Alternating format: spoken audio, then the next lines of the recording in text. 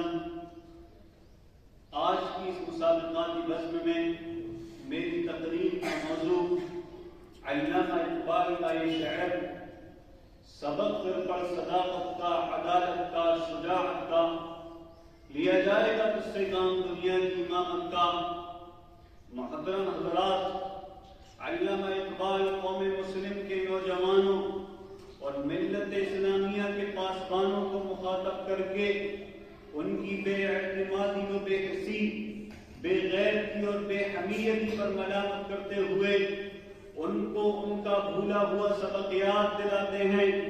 کہ قوم کے جیالو، تمہارا تعلق اس قوم سے ہے جو ہمیشہ باعزت رہی، تمہاری نسبت اس ملت سے ہے، اقبال مندی جس کا مقدر ہے، تمہارے لیے آئیڈیا، تمہارا رابطہ اس نسل انسانی سے ہے جو ہمیشہ اپنی آب و تاب کے ساتھ زندگی کے اسٹیج پر جلوہ کر رہی،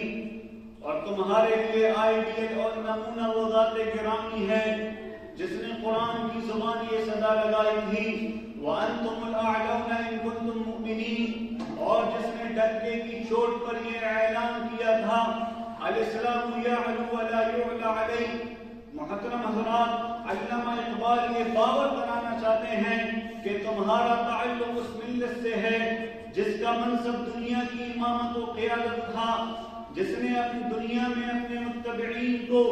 آداب ابدیت کے ساتھ انداز جہاں سے کھلا کر امامت و قیادت اور سیادت و وجاہت کا صحرا ان کے سر باندھا اور انہیں مومنانہ فراست کا آئینہ اور ہمت مردانہ کا علم بردار بنایا۔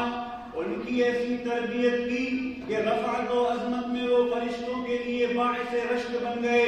ان کا وجود کفر و شرک اور باغی اور طاغوتی طاقت کے لیے چیلنج بن گیا۔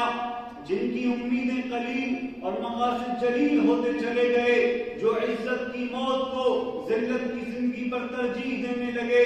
صحرائے عرب سے اٹھنے کے بعد انہوں نے کسی منزل پر قیام نہیں کیا، کوئی مقام شوق انہیں راس نہیں آیا، بلکہ وہ دنیا کو جہالت و ضلالت سے نکال کر علم و ہدایت کی روشنی سے منور کرتے رہے۔ ادیان و ملل کے جور و ستم اور جبر و تشدد کے شراروں سے نجات دلا کر اسلام کے عدل و مساوات اور اخوت و بھائی چارے سے آشنا کراتے رہے۔ قوموں کو دنیا کی تنگی سے نکال کر اس کی وسعتوں کی راہ دکھاتے رہے۔ انسانوں کو انسانوں کی غلامی سے نجات دلا کر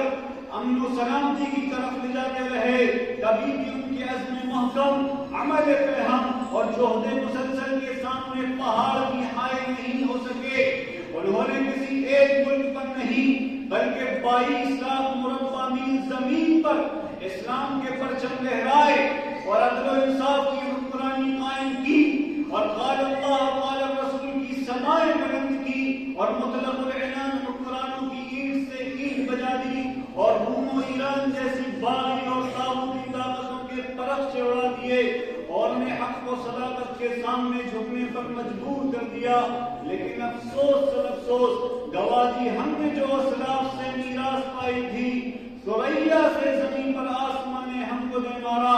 محترم حضرات، ہم نے اپنے باعزت و بامروت اسلاف کی زندگی کو فراموش کر دیا ہے، ان کے نقش قدم سے منہ موڑ لیا، اور جو سیادت و قیادت کا منصب تھا اس سے تہی دامن ہوتے جا رہے ہیں۔ ہمارا پیمانہ خالی ہوتا جا رہا ہے۔ چنانچہ آج کے اس روح فرسا حالات و واقعات میں ہماری ذمہ داری ہے کہ ہم اپنی حقیقت کو پہچانیں اور اپنے روشن ماضی پر غور کریں اور اس کی روشنی میں سفر حیات طے کریں، اور اپنے اندر قوت ایمانی، جوش و ولولہ، عزم و استقلال، صداقت و شجاعت، عدالت و بصارت اور صلاحیت و لیاقت پیدا کریں۔ وآخر دعوانا الحمدللہ رب العالمین۔